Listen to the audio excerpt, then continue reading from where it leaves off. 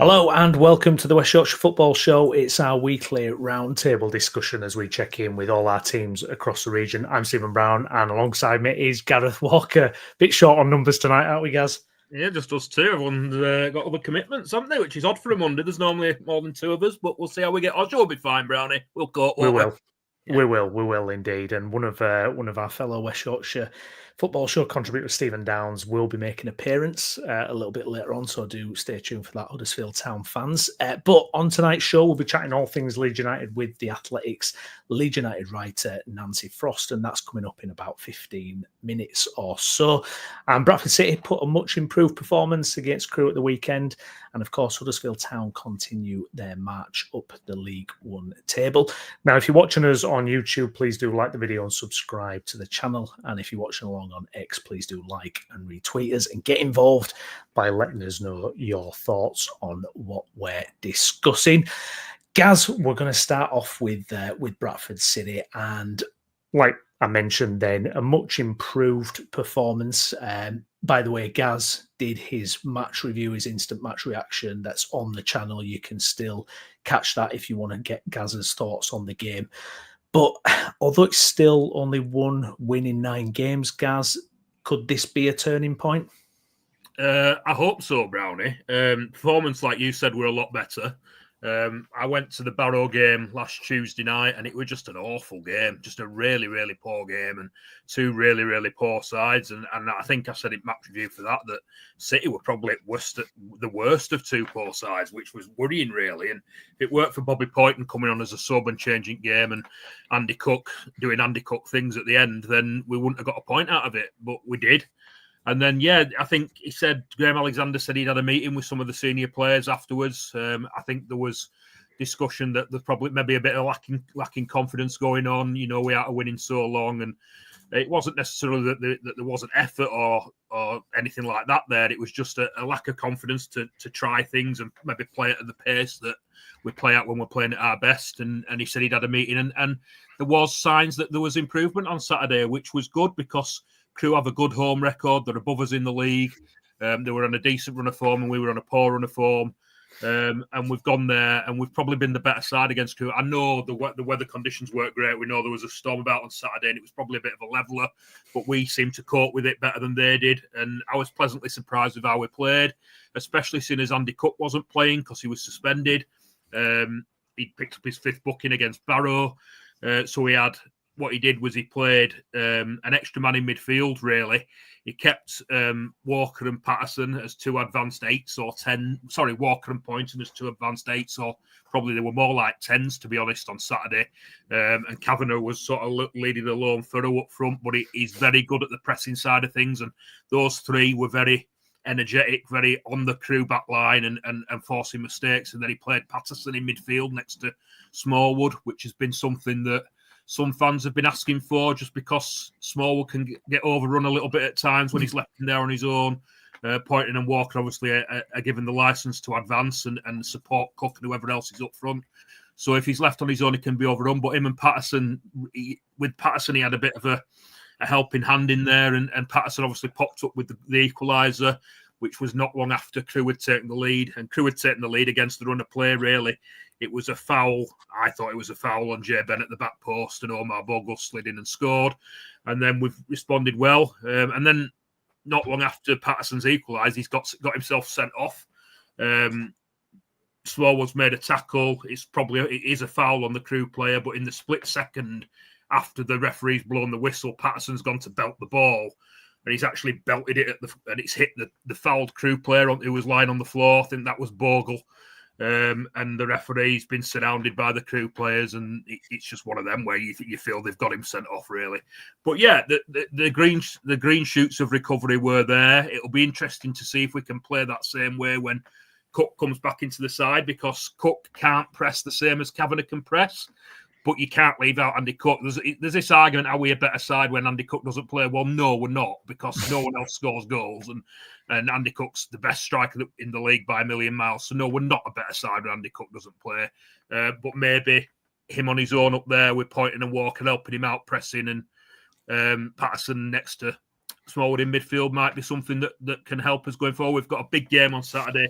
We need to end this losing run that we're on because I think it's eight or 9 games altogether now. But it's like we haven't won in the league for goodness knows how long. The win that we had was Aldershot winning so long, and it was Aldershot in the cup. And we've got Swindon at home on Saturday, who are right down there at the bottom of the league. So we need to find a win against them and see if we can break the winless run. But they managed to win on Saturday, so it's not going to be easy. We just need a win from somewhere, like I said the other night, and if we can, hopefully we can go on one of those runs that we've also, obviously we have winless runs, but we also seem to go on runs under Alexander where we don't lose for a while, so hopefully we can get one of those and get back up the league, because as I said in my match review for Crewe, the gap between the playoffs and the autos is growing now, and we can't let it get any bigger. Yeah, absolutely. And you did actually kind of raise a topic I was going to put to you as well, because I was doing a bit of reading about game and watching a bit, and obviously it stood out. Obviously, Andy Cook not playing, and I noticed I think it was Jason's match report on the Whip to the Post, just kind of teasing about, better team without Cook. And I text one of my best mates who is a City season ticket holder, and I said, what do you think about dropping Cook going forward? And he says, well, he's the only one who can finish really in the squad, so you can't do it really, can you? I don't think so. He's just a standout. He's the standout striker in League Two. Maybe he's been playing 3-5-2 as Alexander for a while now. And like I say, on Saturday, he went to sort of a 3-4-2-1 kind of thing. With Patterson alongside Smallwood and then Poynton and Walker up behind Kavanagh. So maybe you could try something like that and try Cook with Poynton and Walker behind Cook. Cook has proved that he can play up front on his own before. He's done that when we got in the playoffs under Mark Hughes. It was 4-3-2-1 or 4-2-3-1, I think it was, and Cook was on his own up front. So he's proved that he can do that. It's just a case of finding a win from somewhere, and if that's a case of having to try Cook on his own up front and see how he does again, then so be it. You can't leave Andy Cook out, no chance, because we just don't. He's just like your mate said, he's the only one who can score a goal for us at the moment. The other strikers, I think Kavanagh's got 1 and Sanderson's got 2 or something, and the rest of them haven't scored. So it's just, you can't do it. You've got to play Andy Cook in there, and to suggest that we're a better side without Andy Cook's a bit ludicrous, really, especially on the basis of a 1-1 draw at Crewe. Do you know what I mean? It's not like you've gone and thumped somebody. You're not like you've gone and thumped Man City 5-0. Do you know what I mean? You can draw 1-1 at Crewe at the end of the day. So come on, lads. Rein it in. What about Kavanagh then? I mean, obviously he had a really good game, and it's one of those where he's not really kind of worked in a without being in a 2 up front, as he generally speaking, and some positivity there as well. Yeah, absolutely. Like Kavanagh's one of those. He looked really good at the end of last season when he came into the side. We signed him on in the January transfer window. He didn't have a great goal scoring record. Came from Middlesbrough. I think he'd been on loan at, I think it was Newport, he'd been on loan at and not really done much. But then when he got in the side towards the end of last season, when we had that really good run, he was a perfect foil for Cook, really. He was doing a lot of the running, a lot of the pressing, playing probably on the left-hand side of Cook, a little bit deeper, maybe just slightly off him rather than right up there with him. And then we obviously had Pat Poynton and Walker as the 2 8s, and they those two linked up really well with Cav and Tarek Wright as the left wing back. And he's just struggled this season. He picked up an injury in pre-season, I think. Really struggled for form at the start, sort of got dropped from the side, and he's been in and out a little bit. He's had the odd little run where they've tried him again, and he's still struggled to find the back of the net. And then I saw him in the FA Cup first round when we beat Aldershot 3-1, and he played up front that day, and he was the best player on the pitch, Brownie, and he looked really, really good. He played I think he played up front a little bit, and also played as a 10, which I'd not seen him play before.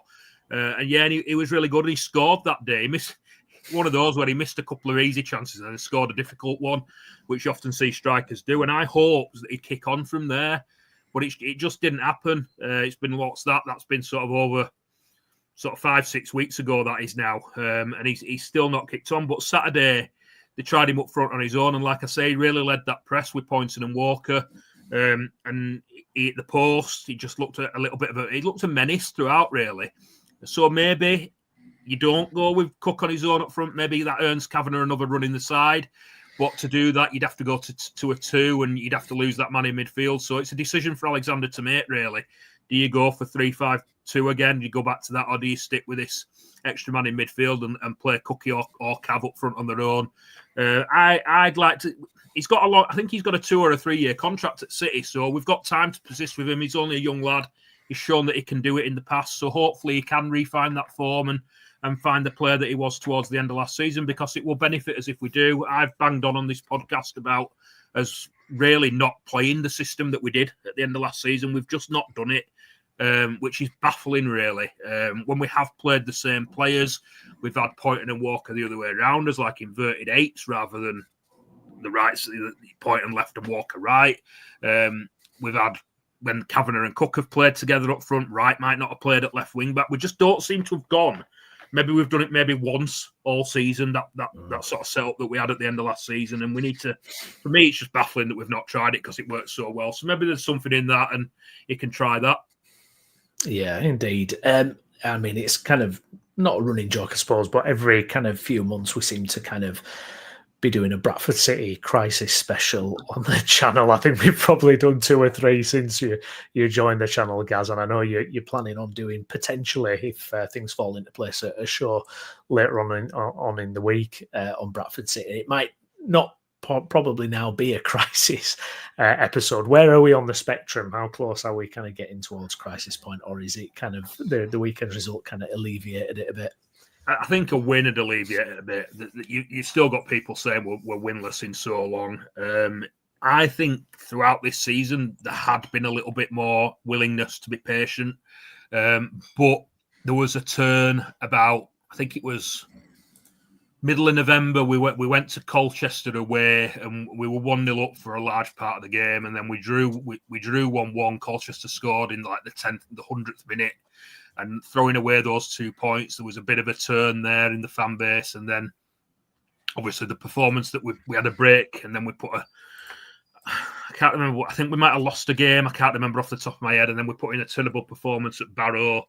We lost at Morecambe in the FA Cup, who were obviously bottom of the Football League, and the fans turned a little bit more. And it just felt like it was starting to snowball a bit. And then we put in that woeful performance against Barrow last Tuesday, and it snowballed a little bit more. And then obviously that coincided with Stephen Rupp doing another open letter, which has met with a bit of ridicule from supporters because he's talked about investing in the club shop roof, which is not what fans want to hear when you're on a bad run of form. It was starting to snowball, but I would personally, I think there is a little bit more patience, but we need a run from somewhere. We need a win from somewhere to put a sock in it properly, because that gap from the playoffs is starting to grow. Never mind the gap from the autos. So if we don't get a win from somewhere, it's just going to continue to snowball. Personally, I've said all along, we've got to stick with a manager now. Instead of giving a manager 1 year to get a success, maybe try just giving somebody 2 years. Do you know what I mean? Because changing manager every year is not working, whoever that may be. I think there's been a couple of articles that have gone on with the Post recently about, one was called When Is Enough Enough? One was discussing the size of the club behind the scenes, saying that compared to clubs that are successful at our level, we just have a very, very small board, basically. There's only 2 directors at the club, and just how it's not geared up for success. And that kind of falls in, in fact, City fans won't want to hear it, that kind of falls in with what Derek Adams said when he was in charge of the club, about the club being very small behind the scenes. There is a little startings of disgruntlement. The only way to stop it, as always, is to find a win, and I'm sure the club are trying to do that. We are starting to get players back from injury now. Unfortunately, we've picked up a couple of suspensions. Obviously, Cook was suspended on Saturday. Patterson will now have a 3-game ban for his sending off. Byrne, I think, served 2 games of his 3-game ban for his sending off at Morecambe. So, we're getting suspensions, but the injuries are coming back. I think there was a positive article on Tidy Night today. And everybody else is just about back now, apart from Callum Johnson, who goodness knows what's happening with him. City fans will tell you. It was a bizarre signing because he hadn't played for ages at Mansfield. He hasn't kicked a ball for us. So other than him, we're starting to get players back. So the excuses are starting to run out a little bit, or will be running out a little bit. And we just need a win to put a sock in it, Brownie, as is the case most of the time.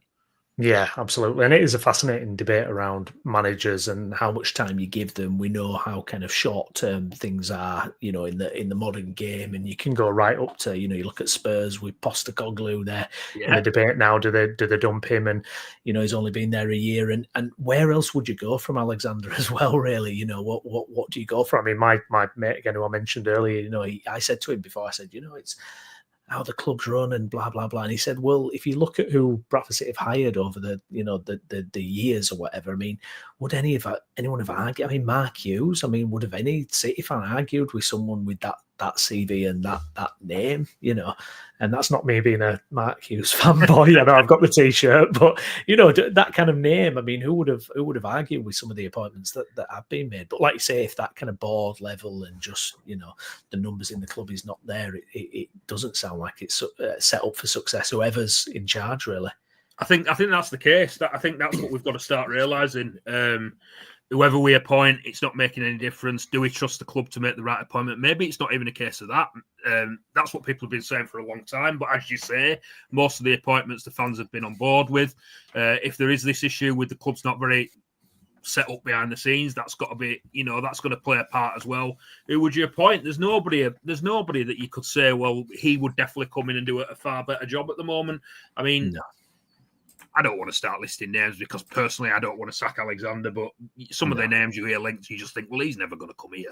So do you know what I mean? People live in dreamland sometimes. You're looking at championship managers and saying, oh, well, we'll go get him. Well, no, we won't, because he ain't going to drop to Bradford City in League Two. So let's just stick with what we've got for now and see, like I said a few minutes ago, if we can do something over 2 years rather than trying to do it all in 1 year. We've got to try something, Brownie, because what we keep doing is not working. So, but only way you do it is, as we always say on here, it's results in it. It's a results business. And you mentioned Ange at Spurs. I think it's a similar issue there. I was watching Super Sunday yesterday, and they're on about Daniel Levy, aren't they? And how he seems to be, he can't get the managerial appointment right. So it happens at all levels of football, and the only way you stop it is by winning games. And hopefully that comes either tomorrow night at Stockport in what used to be the Bristol Street Motors Trophy. I believe it's changed its name again. Or at home in the league to Swindon on Saturday, because if we lose to a Swindon side who are right down there, then it's going to just crank up even more. We can't afford to do that. We need to get a win in the league, and it's got to come at home to Swindon on Saturday to stop it getting ridiculous again. Yeah, absolutely. Absolutely indeed. Guys, if you watch along, please do smash a like on the video.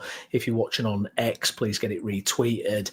And if you're on YouTube, please do send a comment in as well and get subscribed to the channel. Now, a team that are not concerned with any kind of losing streaks or not winning is Huddersfield Town. And Stephen Downs, he sent in a video earlier, and he's a happy man. I'm fan, normal contributor to the show. Sorry I can't be on the show tonight, but I will be back very, very soon. Just wanted to give you a bit of a catch-up on what the Terriers have been doing recently. We had a 1-0 win over Wigan Athletic at the John Smith Stadium last Tuesday night, and at the weekend we beat Mansfield Town, who have just come up from League Two, doing very well under Brian Clough's son, Nigel Clough, at the moment. But yeah, a tough game, but Town did come away with a 2-1 win. The Terriers now sit 4th in League One, where we would hope to be. The win over Wigan was good but nervy, 1-0 win, as I said. And Wigan didn't really come to attack, if I'm being completely honest. The first half wasn't amazing. Second half, Town improved. Wigan also tried to improve. But it was ultimately us that had the best chances of the game and deserved the win, really. Mansfield, the conditions were horrendous. The wind, storm, whatever his name is, affected play. So that any time a long ball was played, realistically, it just came back from where it was kicked. If you were playing into the wind, if you were playing the other way, any long ball would just literally go straight out of play. So a lot of football on the floor. Both teams tried to play, but Town again probably deserved the victory. 2 good goals. One was from Ben Wiles after Josh Caroma crossed it in the box, got round Lucas Atkins on the left-hand side, put a nice cross in, and Ben Wiles was there at the right-hand side to tap home. And then the second goal, a bit of a ball over the top, which did work. Josh Caroma got onto it. It was a typical Josh Caroma finish into the bottom corner as he sort of cut inside. So a good victory over Mansfield. Town are unbeaten in 12 now, which is lovely to see. We talked about how it has been a little bit of a nervy run, but I just feel that magic starting to happen between supporters and Duff after the win against Mansfield. All the players came over, the coaching staff, to clap the 2,000 fans that had gone down there. And there's just them strands of something magical maybe just starting to happen. Let's hope that, we don't get a bad result in this run that could spoil that start of that magic. Town head to Bolton on Tuesday in the Crap Cup. I didn't even know it had changed sponsors now from the Bristol Street Motors Cup. It's called something else. So it even tells you that the sponsors aren't necessarily that bothered about sponsoring it anymore. But yeah, we play Bolton at the Tough Sheet Stadium. I'm hoping that, we play a strong side. It'd be good to get through to the quarter-final stage. The more the tournament goes on, the more that you sort of get interested in it, although it's not the top priority, and it shouldn't be either. And then we play Lincoln City in the league on Saturday. Unfortunately, I can't go to the game, but I believe Chris Bell has bought a ticket in the away end with Lewis Sale. So they'll be there to see the Terriers absolutely rip Lincoln to bits, which will be joyous for them in the away end. I'm sure it will be. I'm looking forward to seeing Town get 2 more victories. Listen, the Bolton game, I'm not as fussed about, but I'd like to keep the winning run going. Winning breeds winning, and the mentality that we've got at the moment is superb. Duff's really got the team going. I think the team are learning the formation and how to play this 3-5-2 system that Duff obviously loves to play. So let's just hope Town keep going. And like I say, it's going to be a tough game against Lincoln, as much as I jested there about Town ripping Lincoln to bits. I'd love to see that happen, but realistically, it's a tough game against City. They are a very good team in this league under a decent head coach, who doesn't have a lot to work with, and has really made his stamp on that club. So we'll see how it goes. But predictions. I'll go 2-1 win to Town over Bolton, and I'll go for a 2-0 win over Lincoln, but it's probably going to have to be one of our best performances of the season if we're going to get anything out of it. So like I said, sorry I can't be there tonight. Hope everybody's enjoying the show, and I shall be back in a couple of weeks. But for now, up the Town. And please do give the guys a follow, give us a share, give us a like, give us a comment on the video, and look forward to seeing you soon.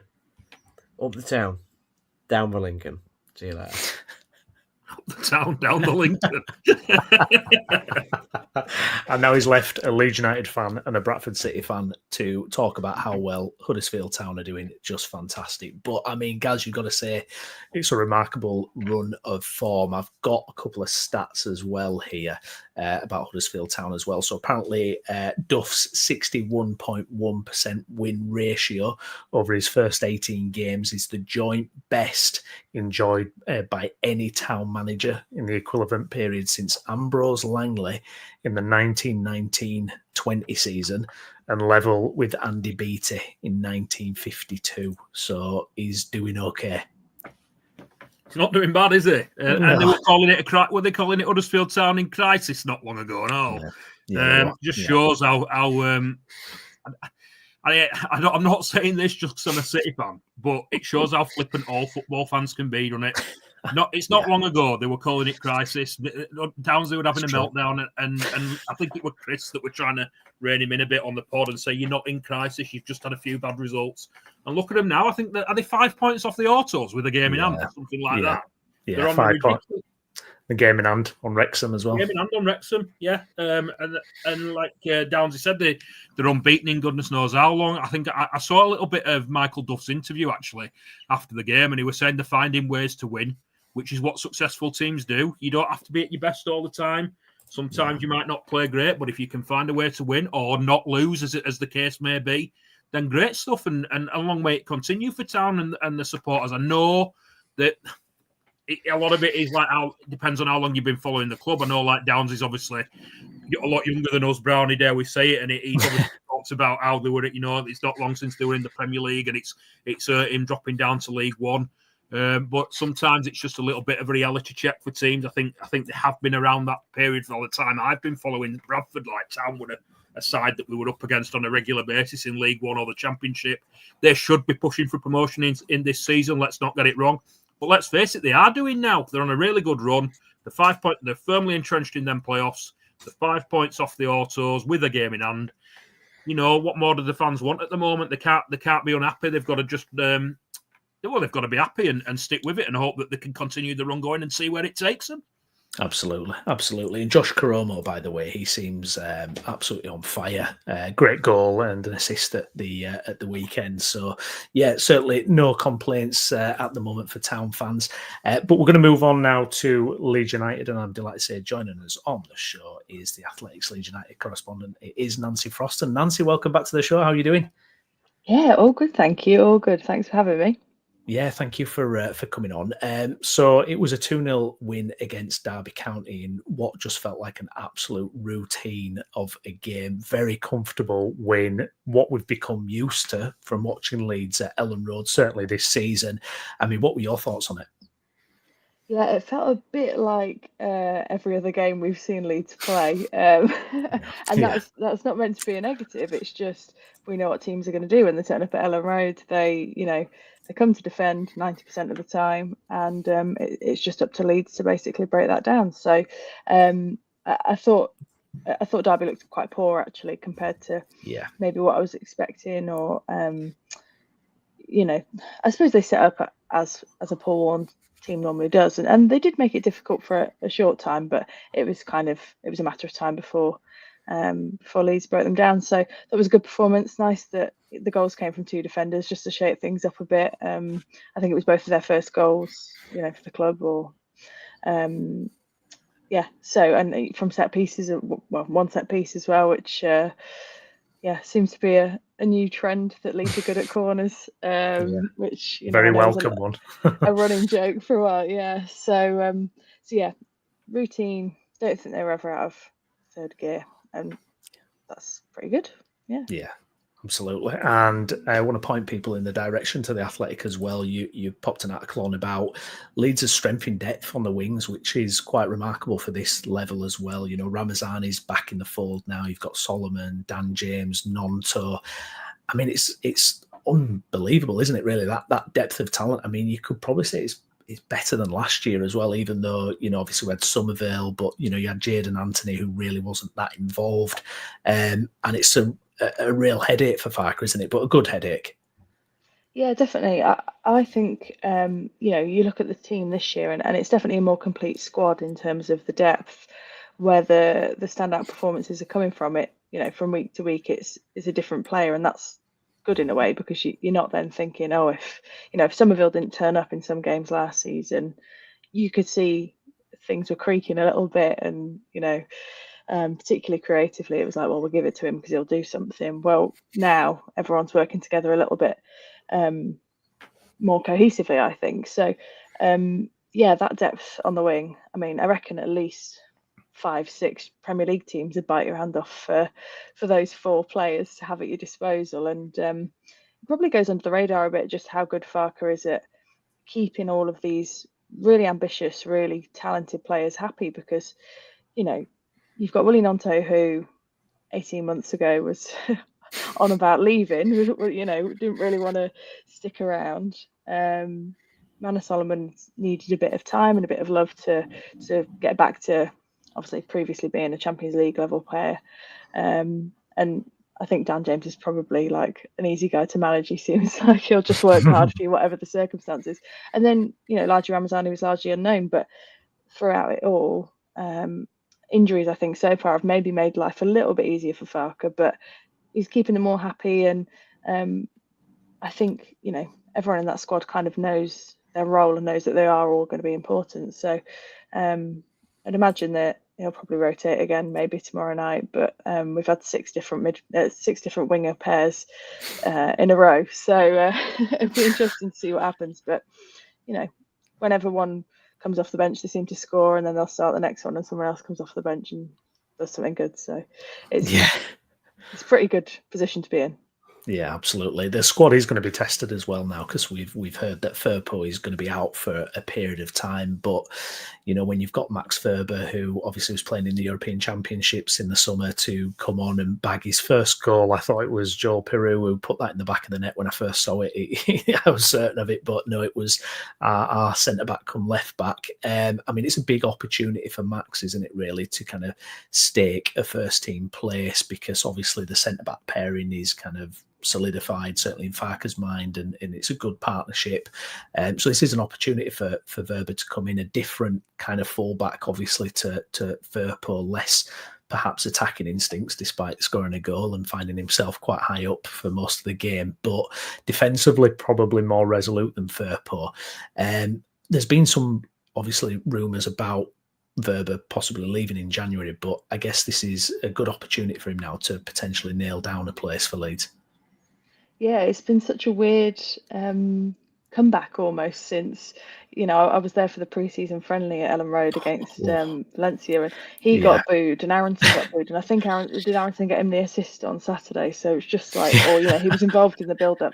So what a turnaround. And I know that Aronson still divides opinion, and a lot of people wouldn't put Verba anywhere near their preferred starting 11, but he came on, played really well. He's not really a natural left back, or specific, you know, definitely not in the way that Farke likes them to play, really attacking, like you said. But he was up there, he was getting involved. I think he had another shot before that one, and I was thinking, God, you know, who's this guy who's turned up? But you know, why not? He's got nothing to lose at this point, I think, in his Leeds career, has he? He's got vast experience playing for his country, and it sounds like there is a bit of interest in him, but if Byram's still going to be out for a period of time, I'm not quite sure where we're at with Isaac Schmidt in terms of what, you know, where Farke sees him. And so, Verba's got those defensive qualities, got that experience. And yeah, there's a road to redemption. I don't know if one goal and one good performance gets you redemption with Leeds fans, but, you know, it's edging closer, and I'm quite intrigued by that as a prospect. I think, you know, going into the Premier League, you wouldn't have that as you prefer to have more natural players, but you know, in the Championship, whilst things are going well, why not? We'll take it. Yeah, do you know, it's funny when you mentioned Schmidt, then I completely forgot he was a player for Leeds United, because we've seen so little of him. I didn't even think of him as an option, to be fair. On the other side, Bogle is going to be out, but I believe Byram might be kind of back in time to save the day, as Sam Byram normally does. He seems to get himself fit just in time. Is that kind of where it's likely to go tomorrow evening, do you think? Yeah, I mean, the good thing about Farke is you can kind of rely on him to be fairly predictable, and so I think if Byram's available, they'll choose him. And it's just unfortunate that there's been like this couple of weeks of turmoil at fullback, where someone's either suspended or injured, or, you know, does something daft, as Firpo did. I don't think Farke was too impressed, but he was more annoyed at the referee from that suspension at Millwall. But yeah, you know, they possibly could do with a bit of depth if it carries on this way. But yeah, Sam Byram's Mr. Reliable, and I think he'd probably, you know, patch himself up and be out there in a state of half fitness if it meant helping the team, wouldn't he? So So yeah, I think if he's ready, he will be there. Otherwise, I'll be quite intrigued because yeah, who do you kind of give a run? Someone that can. I mean, Schmidt probably should if he's Yeah, all being well. You know, yeah. he has got Use experience him. playing. Yeah, so playing at fullback. So quite keen to see what he can do actually, and kind of how far could you use him as at this level or beyond really. The kind of news that came out as well that's kind of caught my eye that I was amazed to hear was the news about Gruev being kind of close back to action potentially or something. I'm like, I'm thinking, how? I thought he was out for the season, but I mean, all of a sudden we've got Ampadu who's come back a couple of weeks earlier, and he made it to the bench at the weekend. But I mean, if we get Gruev back as well, I mean, is that reliable? Is Gruev close to coming back or? I mean, I always find Farkas very good at managing expectation. So whether or not in the first place they've been overly cautious with the timeframes and given a longer time frame, so the pressure's off the players, because he's so good at that. I mean, like, the other thing I think of is when he was talking about the new signings in the summer, and he really sort of downplayed Ramazani and Tanaka and was like, oh, they're not very proven. And at the time, he was thinking, oh, is he a bit unhappy with his transfer business? And maybe he was, but I do wonder if he was just giving them a bit of time to bed in. And obviously, they've both been brilliant. So I genuinely think he's such a good manager for Leeds in that respect, in terms of managing the external pressures of what it means to play for Leeds, and that applies to injuries as well. So yeah, when we saw Ethan Ampadu get off the bus on Saturday, you could just see that anyone associated with Derby was just like slumped in the press room because they thought maybe against a depleted Leeds, I don't know if they felt that they had a better chance. But then you got Ampadu was back, and basically there was only Gruev and Byron missing out of the whole squad. Everyone else had sort of magically come back. So yeah, it might have been that he was being cautious, but normally when he talks about it, you can kind of trust.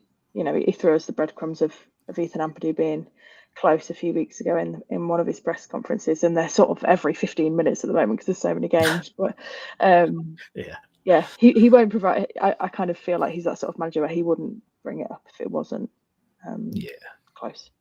Yeah, absolutely.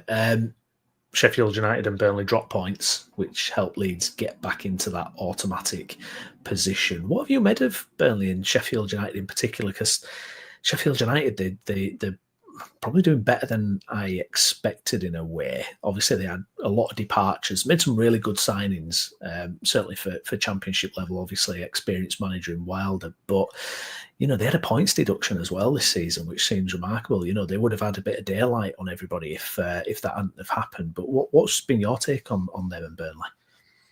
Yeah, I thought Sheffield United probably had one of the best transfer windows of the Championship teams this summer, just from sort of snapping up a lot of talent from around the EFL who have the potential to, definitely be top end Championship, Premier League, even Premier League players. So I'm not overly surprised to see them where they are. But obviously, yeah, they've had the points deduction. I think they're still in takeover turmoil, aren't they? It's not sorted by any stretch. Which again probably speaks to Wilder's management skills. Like he's clearly keeping the football focused on, the team focused on football as opposed to outside stuff. And I know he's not a overly popular figure in Leeds, but he had a good joke, about all sorts when he came into the press conference, and yeah, he's the man for them, isn't he, in nearly every circumstance. So yeah, and then Burnley are a funny one, aren't they? When a team comes down, you just always expect them to be there, and obviously Luton aren't there. But I think we're starting to maybe see where Leeds fans have had a bit of a crisis of confidence in the side being good enough to go up automatically at points, like when they lose to Blackburn or when they lose to Millwall. I think people are a bit detached. I've always felt that Leeds will be strong enough. They've got the depth, where some other teams might not or might struggle a tiny bit. And I think that might be where we're starting to see a few points being dropped or whatever. It's just that, that gap in quality or sort of readiness for the Championship, because Leeds are just basically maintaining the level of last season. It's nearly exactly the same for points, goals scored. I think goals conceded was better, or is better than last season. And that level was just so insane last season that, I think this is just Leeds at like 80%. I don't think they're even. I think last season was 90 to 100% all the time, but I actually think, they're pretty steady. There's another level there. What do you make with the away form and that whole concern? Because when we played Luton midweek, the previous week, I was kind of waxing lyrical about how it's one of the best performances I've seen, and thinking, God, we've got one foot in the Premier League already, and then, 3 days later, we were actually on a day out for the West Yorkshire Football Show, and of course, Leeds had to lose when I'm surrounded by Bradford City and Huddersfield Town fans, of course. But I mean, there's this kind of disparity, isn't there, between that? I mean, the away record, as Jason makes the point, rightly so, the away record is not terrible or anything like that by any stretch of the imagination, but quite a few 1-0 losses there, and it's kind of a bit of a strange thing. You should just think, if we could just kind of replicate what we're doing at home, or not give up these kind of silly goals and games that we're doing, we could really stretch ahead in the league. I mean, why is there such a disparity? Is it the Ellen Road crowd not having that on our side? I mean, Farke must be a bit frustrated with it himself, I'm guessing. Yeah, it's funny. I kind of, after we were down at Millwall and they lost there, and I looked back, I thought, actually, it's not been that impressive as a sort of run of away games since the start of the season. But I looked at this the other week, last week in an article, and I think the headline riled a few people, but it was kind of how many games can Leeds afford to lose in the promotion race? And I wasn't writing that from they can't afford to lose anymore. It was actually to say that you can actually lose quite a lot of games and still go up. Last season was a complete outlier in terms of kind of needing to panic any time that Leeds drop points. It was just such a freak season in terms of the gap. There was one season I looked at, and I can't remember which it was, but it was within the last 5 years, and someone went up and they'd lost 12 games, and I was just like, this is mad, So I mean, I would prefer it if Leeds didn't lose as many as 12 games, and I don't think they will. But I think the average is somewhere between 7 and 9, and most of them were away that the teams lost. So I think Leeds are just kind of, it's probably a trend, and it's not ideal, but you can kind of see why it happens when you're there and there's 10, if not 11 men parked behind the ball, and Leeds are trying every which way to try and get something to go in, and the chalk's off for offside or any number of other reasons. You can kind of see how it gets that way, and why I'd get frustrated if I was playing. They don't always look like they are getting frustrated, but it's I can sort of see how it turns out with the odd game where they just can't break the other team down. And luckily there's 46 games, so it's it's inevitable these are going to pop up. But I don't think it's much to worry about. The performances, I think, are still, even in the games they've lost, they've still been of a good enough level to show that consistency of the true level that they're at. Yeah, and there's a good barometer for it as well compared to how we were at the start of the season, because tomorrow it's Middlesbrough who thrash Leeds in the League Cup, and it was one of those crazy weeks for Leeds. It was a real bad week. I think Rutter made his last appearance for the club and we sold him, and we'd had that chaotic draw with Portsmouth on the opening day, and that was kind of alarm bells were ringing after that 3-0 loss to Middlesbrough, but it feels very different now. And what are you expecting from? Because Middlesbrough are such an interesting team out there. They kind of, the way Carrick sets them up, and tactically how astute they are and clever and good with the ball and everything. But you would hope that Leeds, in the position they are now, settled team, players returning, that they can kind of, hopefully show that they're a better team than Middlesbrough now. Yeah, they're a really interesting side, Middlesbrough, and I think every year for the past few that Carrick's been in charge, I've kind of tipped them for promotion or whatever when we've been looking at it for articles at the Athletic. But yeah, I mean, it was like a complete dismantling, wasn't it, in August in the Carabao Cup? They might have done Leeds a favour in a way, because they don't have to worry about that cup competition, and it's out the window nice and early. But yeah, I think I remember like pulling over on my drive home and having to like deal with the prospect of knowing that Ruta was going, and all these things. It was just like, what a time for it to happen. But yeah, it was, Leeds were, I think there was still maybe a bit of a hangover from the disappointment of last season, and I think the defence looks way more steady and settled now than they did before, and I think it'll be a very different game. They've not got the upheaval of players leaving and probably knowing that it's your teammates' last game and all of those things. So I'm looking forward to it. I think it'd be a good contest, actually. I don't think a draw would be a terrible result. No. But let's see what happens. Yeah, indeed. Just before we let you go, though, Nancy, I've got to ask, because it's fascinating to me. Obviously, Leeds got pipped by Southampton last season, and you are a Southampton fan as well, Nancy. But I've got to ask you, what have you made of how Southampton are getting on in the Premier League? Because what I'm seeing, I'm watching Match of the Day, and every week they're just basically giving goals away. I mean, I know obviously you're reporting on Leeds, so I don't know how much you get to see of Southampton these days, but I mean, is it kind of pulling your hair out territory with them? I mean, it looks kind of inevitable that you're going to end up back in the Championship a little bit, doesn't it? Yeah, it's just pain. Just too many silly mistakes and stupid sendings off, and maybe once or twice we can accuse VAR of making us being a bit hard done by VAR, but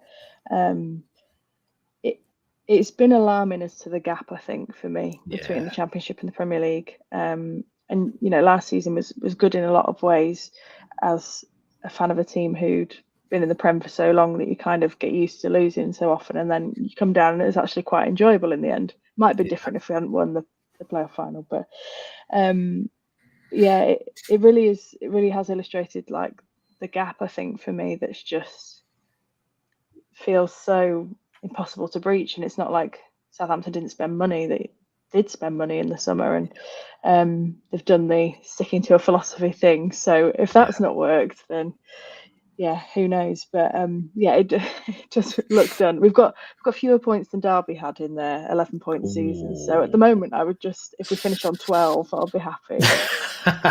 We don't need another record to go with the 9-0s, do we? But and then Russell Martin will probably get like the AC Milan job or something then, right? Like and win the Champions League. Exactly. But no, it is really interesting, actually. And I sometimes think like, what would have happened if the roles had reversed and Leeds had gone up? Like, would Leeds have found it as hard? Would we have, had to sell everyone and all these things? So it's not been a happy return.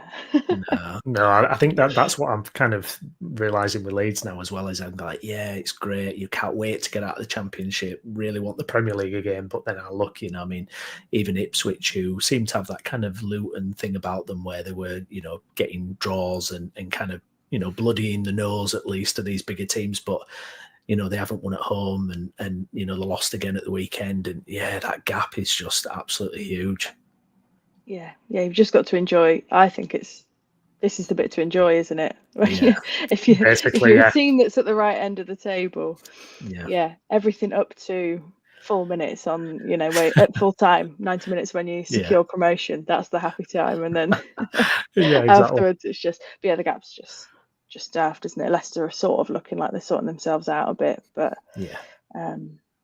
it's a bit bleak. It's just the state of football, and it. Probably seeing it at the other end of the Championship, coming up from League One as well. So I don't know the answers to it, but it's just enjoy watching Leeds, Nancy. If you're not enjoying Southampton, at least you can I'm enjoy watching a winning team. I'm good. Yeah.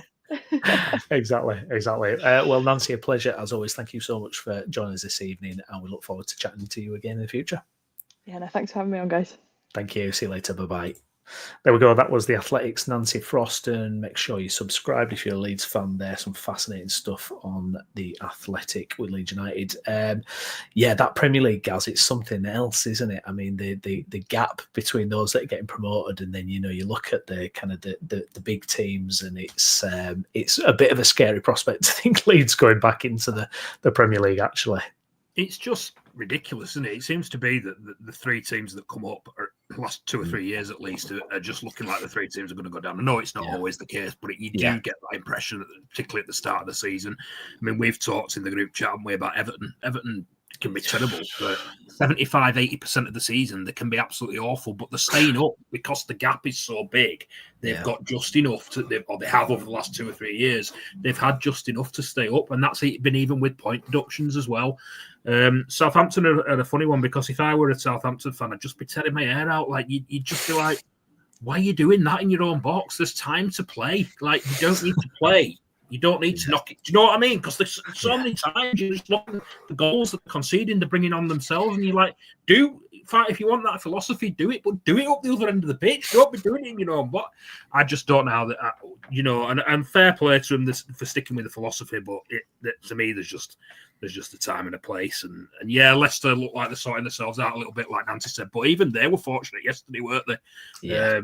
The way that it turned around for them at late in the game, because they looked out of it. So, yeah, the gap's just massive, and I think like you were saying there, that even between the Championship and League One as well, you're seeing the gap getting bigger and bigger, and it's just depressing, really, for us that are stuck in League Two, mate. Yeah, you do have another allegiance, though, where it's going slightly better, Gaz, as well. Liverpool at the top, and a bit of a sliding doors moment for Leeds fans, because thank God we would link to Arne Slot. We were like, and he said, I think he actually said he was like, open to coming to Leeds, and I look at that and just think, oh my God, if only, another sliding doors moment for Leeds that goes against us, obviously.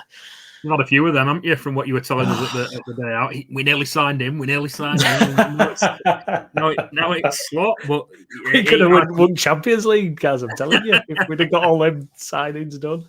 I couldn't have predicted how well he's done, really. To take over from Klopp and have the start he's had has been phenomenal, really. No, you still expected it to go a bit tits up at some point, because obviously you can't. It just be unbelievable if we were to keep it up for the whole season. But we'll have a bad run at some point. I were annoyed that Chelsea got the win yesterday, because it worked out well for Liverpool having that Merseyside derby game postponed, because I think they'd have played. I think it was the third game in less than a week, which seems to happen to them a lot more than it seems to happen to other teams. They're always getting called into these Saturday lunchtime kickoffs. I think we've talked about it before. So it works out well for them. And they had a decent weekend with Arsenal and Man City dropping points, just that Chelsea result. But yeah, long way to go yet. And I'm sure there'll be many more twists and turns to come at both ends of the table in every division. Absolutely. Just a very brief, quick roundup of non-league, because we haven't got our non-league expert on, Lewis Sale, this evening. Hopefully, he'll be back on next week. But a couple of notable results. Guiseley beating Whitby 3-0. Bradford Park Avenue losing 2-1 at Carlton Town. Emily and Liversedge playing out a 1-1 draw.